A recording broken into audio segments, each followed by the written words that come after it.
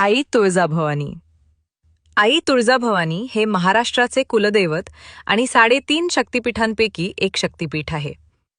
महिषासुराचा संहार करून आईने धर्म आणि सत्याची स्थापना केली. भक्तांच्या संकटांवर धावून येणारी आई तुळजाभवानी सर्वांना शक्ती, यश आणि आशीर्वाद प्रदान करते. सहसा मंदिरामधील मूर्ती स्थिर असतात, पण आई तुळजाभवानीची मूर्ती चल आहे. म्हणजेच वर्षातून ठराविक वेळी ही मूर्ती सिंहासनावरून हलवून मंचकी निद्रेसाठी नेली जाते.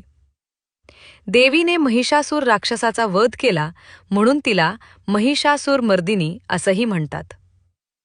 कल्लोळ तीर्थ. मंदिराच्या परिसरात एक मोठे कुंड आहे, ज्याला कल्लोळ तीर्थ म्हणतात. भाविक येथे पवित्र स्नान करतात. चिंतामणी रत्न. मंदिराच्या गाभाऱ्यात एक विशेष दगड आहे, ज्याला चिंतामणी म्हणतात, ज्याबाबत अनेक धार्मिक समजूत आहेत.